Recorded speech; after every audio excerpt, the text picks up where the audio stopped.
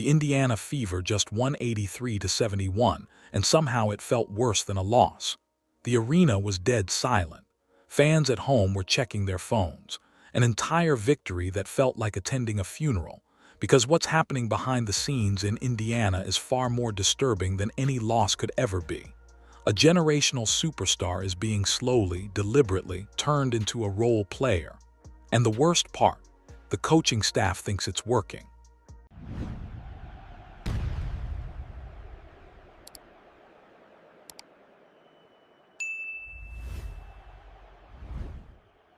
Let's get straight to it.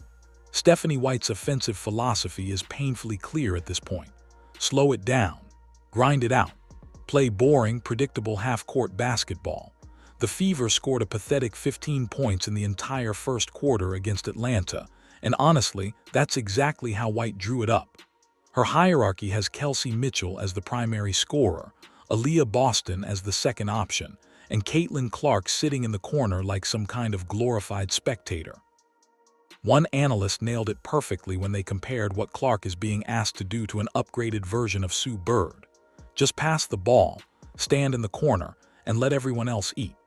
This is a player who was drafted to be the offensive engine of this entire franchise, the straw that stirs the drink. Instead, she's being forced into a system that actively punishes her for being who she is. But the damage to her role is only half the story. What this system is doing to her mind is way more alarming. For the first time this season, Caitlin Clark looked scared on a basketball court. Not physically scared, mentally frozen. She was second-guessing every decision, taking 4 extra dribbles before pulling the trigger, hesitating on wide-open looks she would have buried without thinking twice. Being the second leading scorer, and Caitlin Clark being third wheel, playing like an upgraded version of Sue Bird. Now, I've said this previously, and I'll say this again. It does seem to me that Stephanie White thinks Kelsey Mitchell's the best player on this team, Aliyah Boston's the second best player on this team, and Caitlin Clark needs to sit back and be a role player, finding everybody else. Twice 6 months ago. And why? Because she knows the consequences. If she takes a shot that Stephanie White considers a bad look, she's going straight to the bench. No discussion. No second chance. Just sit down and watch. Her shooting numbers tell the story. 38% from the field, 32% from three. These aren't the numbers of a player who can't shoot. These are the numbers of a player who's been put inside a psychological cage. A player who hits shots from the logo in college is now terrified to let it fly from 22 feet. That's not a slump. That's coaching malpractice. And here's where the coaching staff's entire story falls apart. Remember when Stephanie White pulled players 3.5 minutes into the game and told everyone it was about... I saw her second guessing today more than I've seen her second guess all season long. Some of the shots she missed today is because we're taking 4 extra dribbles that we would never take. We're trying to do moves that we would never do because we're not sure if coach is going to bench us if I shoot this.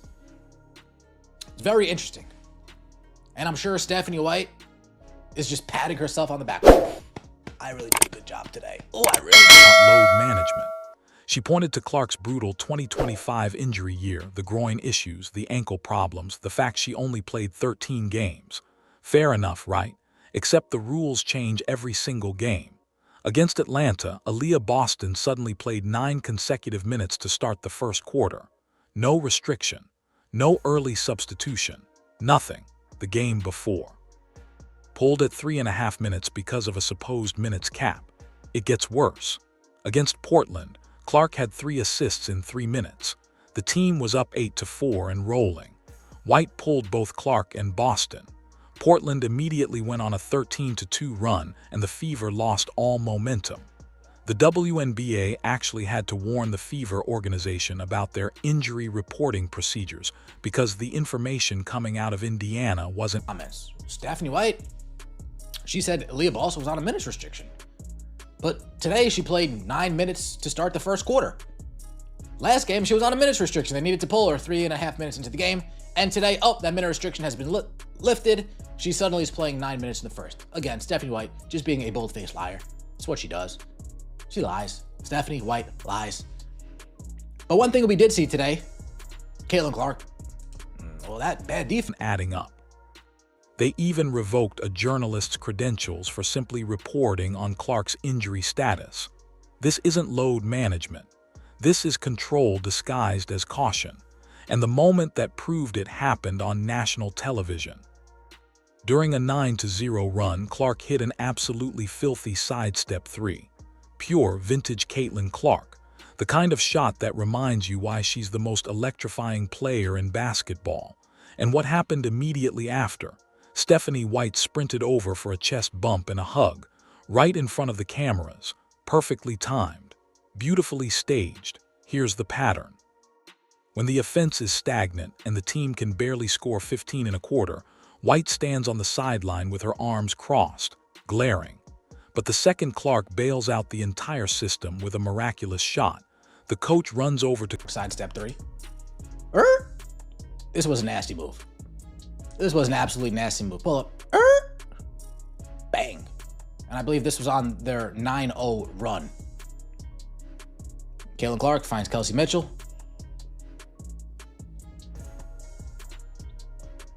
Her and Stephanie White, nice little chest bump action. Phony, of course. Phony. Everything Stephanie White does is phony. But cool. This is that defense that Caitlin Clark doesn't play. Claim credit for the momentum. Compare that to what happened in Portland just days earlier. Cameras caught a heated exchange between Clark and White during a timeout. White subbed her out immediately for Raven Johnson. It went so viral that Skip Bayless falsely reported White had been fired. Clark had to publicly shut it down, saying she rides with Steph. But the optics keep piling up. And while everyone was focused on the sideline drama, they completely missed what was happening on the other end of the floor. The media spent the entire pregame show roasting Caitlin Clark's defense, called her a liability, called her a bad teammate, said she doesn't put in effort on that end. The actual game tape says the complete opposite. Clark was sliding her feet, staying in front of guards, closing out on shooters, and making smart defensive But cool. This is that defense that Caitlin Clark doesn't play. Shutting down Tahina Pow Pow. Pow, pow. Shut down. Oh, where you going? Oh, don't go there. Oh, nope. Oh, in prison. Somebody that doesn't play defense, not too bad, huh? For somebody that doesn't play defense, not too bad. Take a look at this Caitlin Clark assist. This is a nice angle right here. Oh, boom. Lexi Hole. Pull up. Nice. And there's the Maisha Hines-Allen screen that I was talking about. Maisha Hines leads all game long, and the numbers back it up. Clark's defensive net rating is -2. Not great, but not the disaster they're selling you. Meanwhile, Aliyah Boston sits at -5. Kelsey Mitchell is at -14. The real defensive problem in Indiana isn't Caitlin Clark. It's the entire team structure. They're allowing 89 points per game, the second worst mark in the league.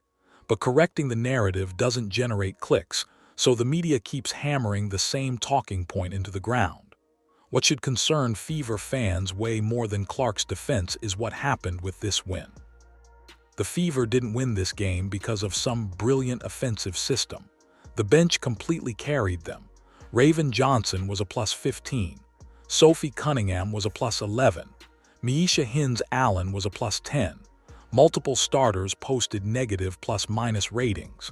The bench laid out a starting lineup that was struggling to generate anything meaningful in the half court. And here's the scary part. This is exactly the kind of game Stephanie White will point to and say, see, we don't need Caitlin Clark to dominate to win. That narrative is dangerous. In 2025, when Clark went down with injuries and missed most of the season, the Fever started 1-8 before she returned. The entire franchise trajectory shifted because of her, not despite her. Using a bench-fueled win over a struggling Atlanta team to justify limiting the most important player on the roster is a recipe for disaster. Indiana is 5-5 with 34 games left. On paper, there's plenty of time, but the pattern forming is impossible to ignore. Blown double-digit leads, a coaching philosophy that treats the franchise cornerstone like a replaceable part, a front office that revokes press credentials and gets warnings from the league about transparency. Every hollow win reinforces a flawed system. Every manufactured sideline moment papers over a growing crack. The fans don't tune in to watch slow, grinding half-court basketball. They tune in to watch the most electrifying player this sport has ever produced do things nobody else can do. The real question isn't whether Indiana can keep winning ugly. It's what happens when the most marketable player in women's basketball history finally gets tired of playing a role she was never meant to play. And that answer might come sooner than anyone in that coaching staff is prepared for. Before going further, if you're enjoying this video, don't forget to smash that subscribe button. It really helps us keep bringing you the content you love. Share this video with your friends so they don't miss out on all the drama and excitement.